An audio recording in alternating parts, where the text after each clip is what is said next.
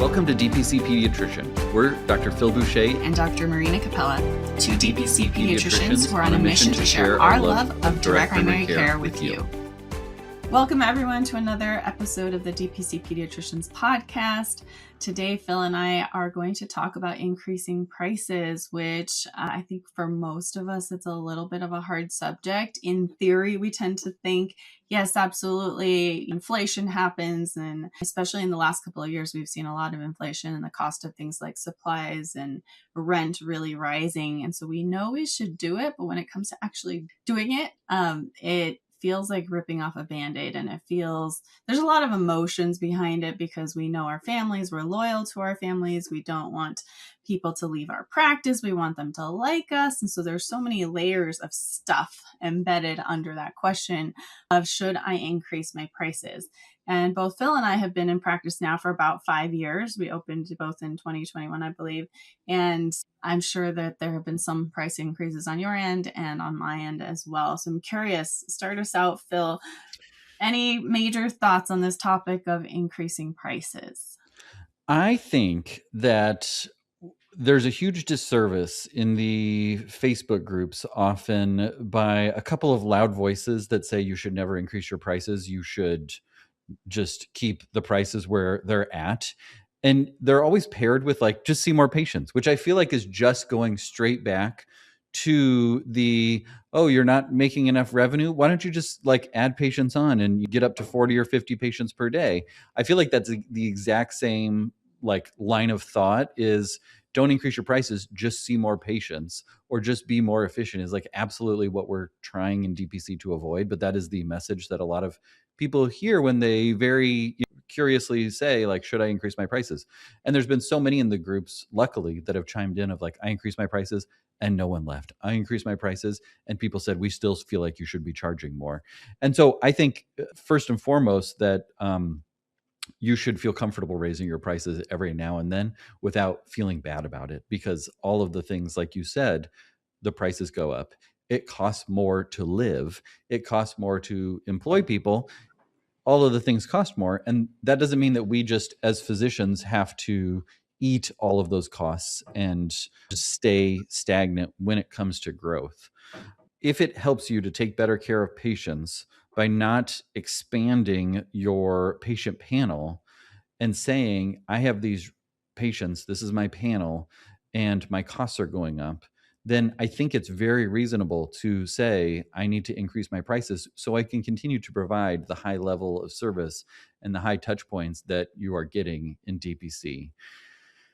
Those are kind of my initial thoughts. But I would love to hear, Marina, what your approach has been when you have done price increases, because I think both of us have increased our prices over the years. And it's always like a tricky thing until you've done it. And then you're like, oh, yeah, that wasn't such a big deal. Like nobody left. I mean, it's like doing your first stitches or something like that. Well, that was like I built it up to be something that was really hard.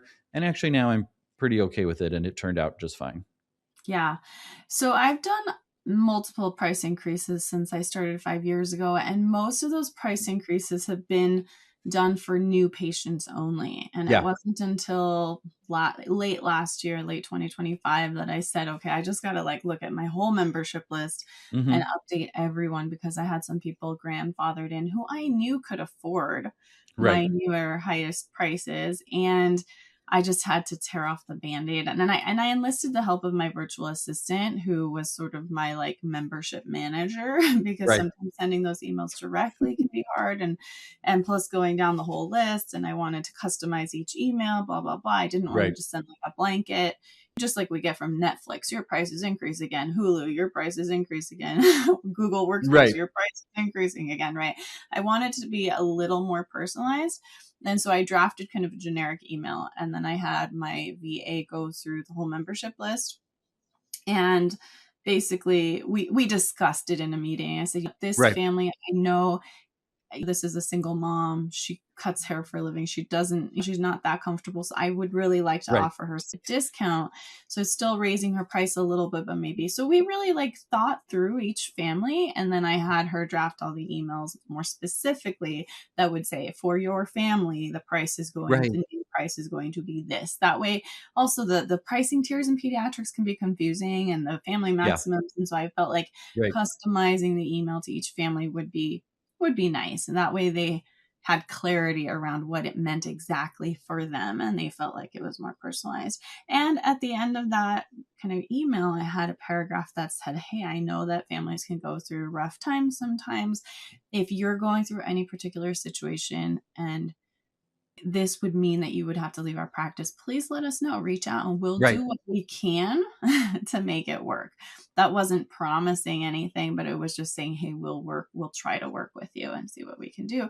And it was also very transparent in saying, hey, the inflation and the costs of a new building, because I had acquired a building a year ago and it really has been much more expensive to operate, Right. and just all the maintenance and the lawn care and the landscaping and the improvements, which have just been a huge toll financially. So I was transparent about the reasons for the price increase. And also, I think reflecting on how sometimes I don't give myself enough credit for all the money that I have spent on getting this very specific niche training that I have. Like, Right. it was $30,000 for my integrative medicine fellowship, and that annual fee to keep that certification and the Hmm. CME, it was another 20,000 in learning myofascial release. It was Right. another 10,000 in learning clinical hypnosis. Like all of these things, and then the maintenance of those skills, they really cost money. And so I had to be very realistic towards myself and my finances of Right. like, hey, it's okay.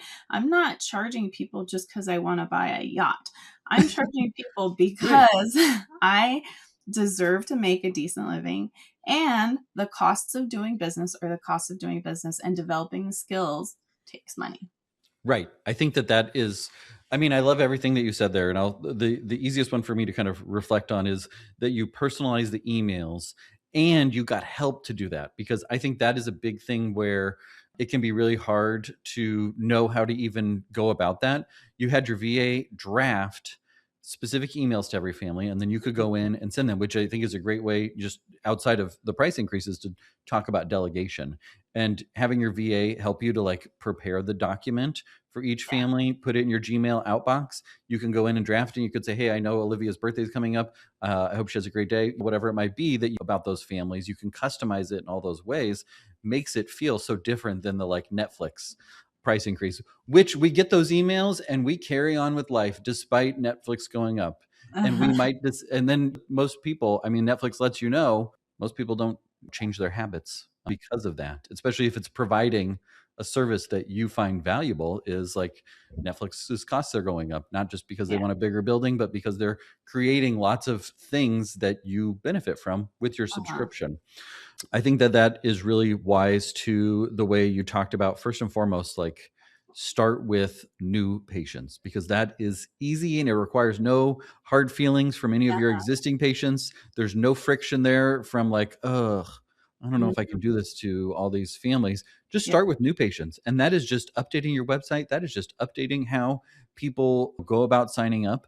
That Mhm. is the easiest one to start with. And that is what we always start with when we are entering a season of, okay, we're going to increase prices. The easiest one to do takes 5 minutes. Just go in and change the prices on the website, make sure that we have the talking points right when we're talking about it with families of this is the new price for your membership. That's easy. And it starts creating new revenue without any hardship emails that you're sending out. Yeah, absolutely.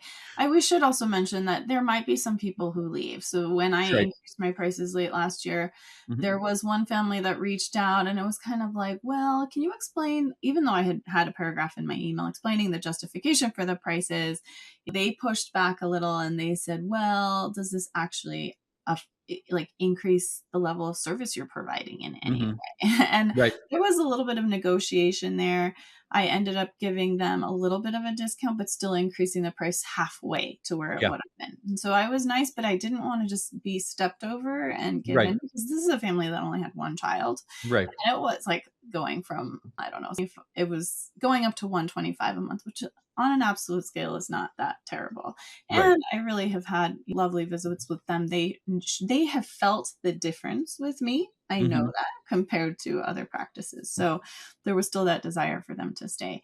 And there was another family who ended up having a second baby. And as far as I can tell, they're relatively well off. Mom is a PT and dad is in business, and they had their second kid, and the baby price is higher than Right. the older kid price, of course. And so she said she kept him on for the first few months of life and even had me do home visits, and then they stopped the membership and they cited some financial reasons. And it was hard at first for me, but I said, what? They make their own decisions. They know Right. their own financial story better than I do. I am not looking under the hood there. Like, I'm only Right. seeing what I see. And they can go experience the real world. And if they ever feel like they need to come back, they can come back. Right. Right. So some people will leave. I would say it's a really small minority. And Yeah. sometimes it's actually an excuse or a way to gently get rid of the families that you have known are not a good match for a Not a while. good fit. Totally. Because if Mhm. they're not a good fit, then they're looking for a straw to break the camel's back, and that might be the thing that they're like, I'm not really sure," and then you're like, "Okay, that works for me." Mhm.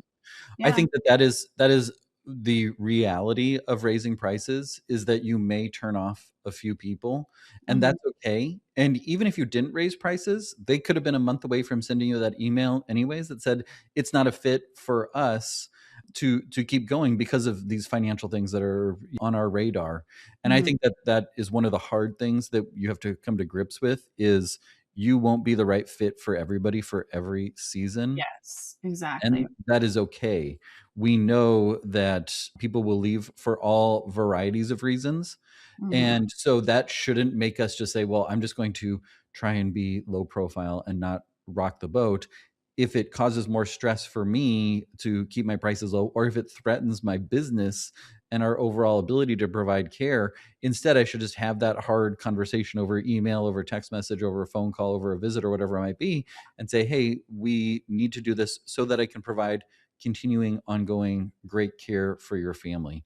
And I Mhm. think I think like those stick out as the difficult ones, but the 96% saw the email and then just moved on with their day because they have Mhm. 74 other things on their plate that are more pressing, Yeah. and it didn't bother them at all. And that's been our experience. We've raised prices twice that I can think of, and that has been the experience by and large, is Uh-huh. the vast majority don't say boo. Like, they've Exactly. just moved on with their day. They saw the email, just like you or I gets the Amazon Prime rate increase or the Netflix increase or those sorts of things. And then we move on with our day because we got a Mhm. bunch of other things that are much higher priority Yeah, yeah, than and if that. I'm honest about, those emails, I do have a little bit of a moment, like, Right. not another price increase, but my mind really quickly just rationalizes, "Well, I'm not gonna get rid of it. I still want Exactly.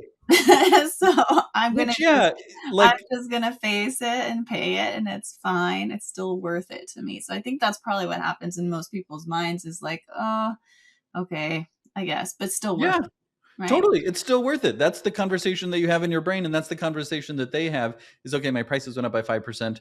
Let me do the math. Okay, got to move on with my day. Like, I got other things on my plate. But we derive all this value. And I Yeah, think the thing in DPC in particular that's different is those families are choosing you every single month. yeah. It's not like a fee for service practice where they might have left and we don't even know it yet because we just haven't heard from them, but they're seeing a Mhm. different doctor. They didn't get a release of information. They just haven't told us that they already moved on, but we don't have any evidence of that. Yeah. Every month, they choose to not leave. And so Mhm. you have 12 months every year, 12 times every year where they've decided, I'm going to keep paying this bill because Mhm. it is valuable to me. I'm going Yeah. to keep paying this. The same way with Netflix or anything along those lines. Like, we choose every month to keep paying our Netflix bill because we derive some value from it, or it's $12 or $19, whatever it is. And I just don't think about it enough. But when families are talking about the cost of healthcare, they are thinking about that every single month. And they decided last month and the month before that and the month before that that this was valuable enough to me and to our family that we didn't just cancel because they could just Mhm. cancel at any moment, right? Exactly. Yeah, absolutely. I will also mention, just for full transparency, that like I also happened to kind of reach capacity this year and Mhm. decided, My goal has always been to work 3 days a week Yeah. clinical, and I had kind of slipped into the 4 day a week territory for a while, and then 3.5. And now this year, starting this summer, I'm committed. In fact, this week, my schedule is now a solid Blocked. 3 days a week for the Nice. rest of the year. Maybe with rare exceptions, if I'm out of town, I add a makeup day, whatever. But 3 days a week, that's my happy place. And I do work longer days. So I work till 6 and I'm there from Mhm. about 9 to 6 so that I can see those kids after school and pack them in. And Right. I also work Saturdays lots of times. So I make myself well available still to my families. But I recognize for myself that I've reached capacity for Right. those 3 days a week. And Right. so I had to grapple with, okay, what do I do with new members now? Right. And what I ended up doing, my mentor actually encouraged me to, first of all, just start kind of like a waitlist and application process to make Mhm. it, to be honest and say, hey, we're pretty full. We'll Right. consider you, but you have to be a good match, right? And it Right. helped me with the selectivity of making sure that the families that come into my orbit are truly aligned with my style of practice and are going to be appreciative and nice, right? And then I increased my prices quite a bit again, but only to the new ones Mhm. now on that wait list. Yeah. And it's a little bit of an experiment too, because again, with these rising costs of the building acquisition and Right. just wanting to take more of a break, but still pay myself fairly, and also wanting to hire a new pediatrician this year, I was like, okay, I'm looking at my accounts and I'm saying something's gotta something's gotta Somebody's change. gotta give. I need more of a cushion.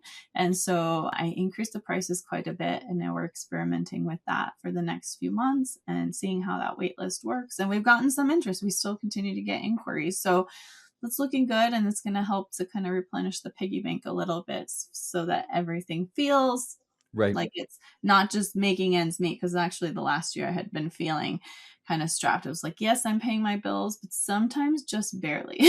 And I Right. didn't like being in that place. So assess that for yourself from a financial perspective, from a personal energetic perspective of the energy you're giving out and then energy you're receiving back in the form of finances, appreciation, etc.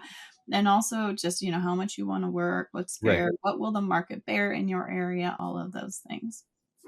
So getting into the practicalities of raising prices, I mean, I think one of the things that we both would agree with is start with new people because that's Yes, that's website updates and absolutely. your automated sign up way of doing that, and then just making sure that you remember. I have a tendency to forget the prices when I'm talking at meet and greets. I have to like pull out my phone and be like, let me go to our website and look it up. Make sure I have the most up to date. Yeah, exactly.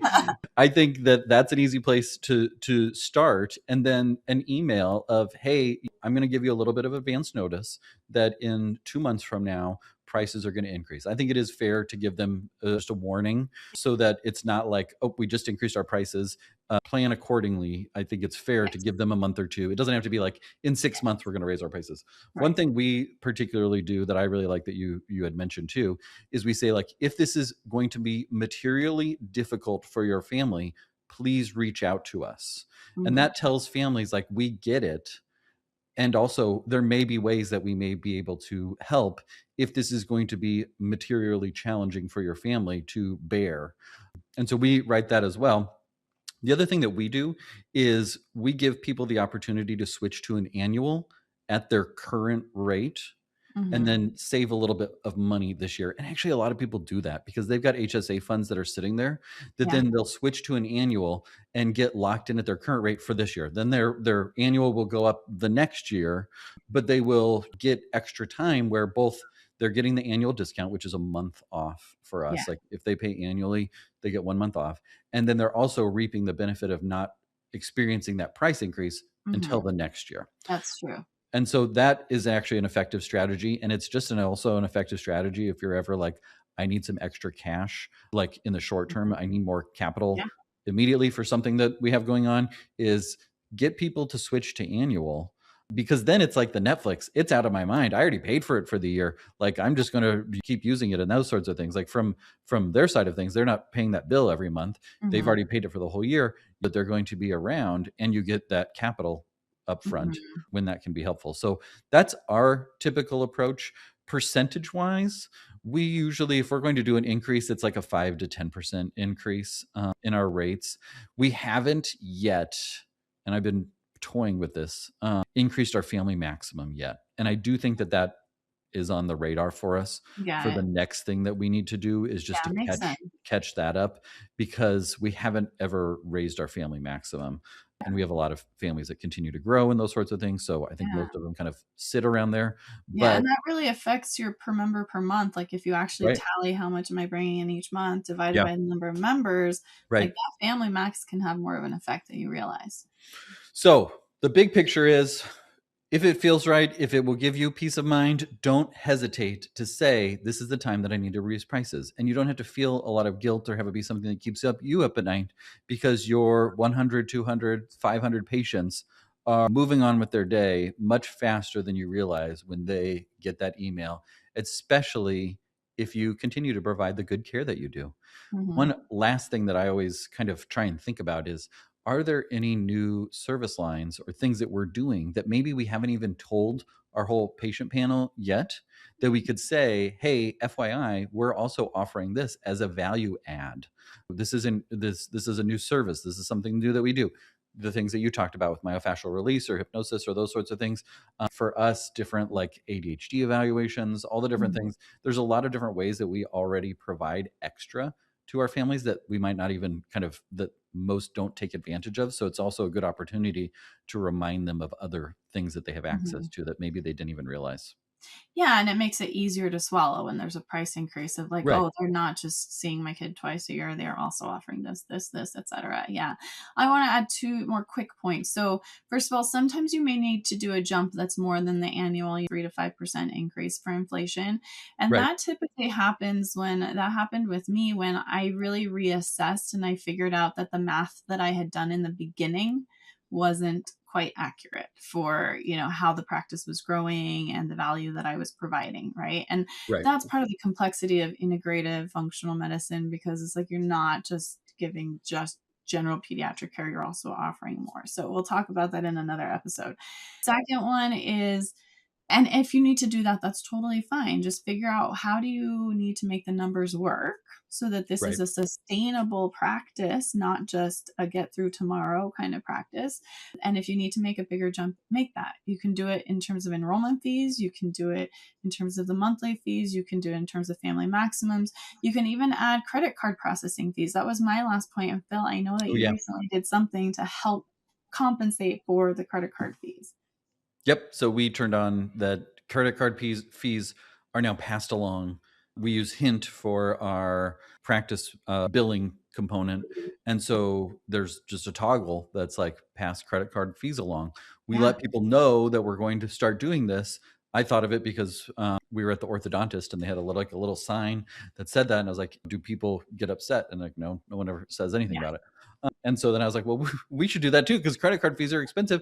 And most people are used to paying credit card fees when they go to different places, whether it's Absolutely. like the coffee shop. It's like, hey, do you want to do cash, debit, or credit? FYI, if you use credit, there's an extra credit card processing fee, because credit card processing fees are expensive. So people are already accustomed and used to that.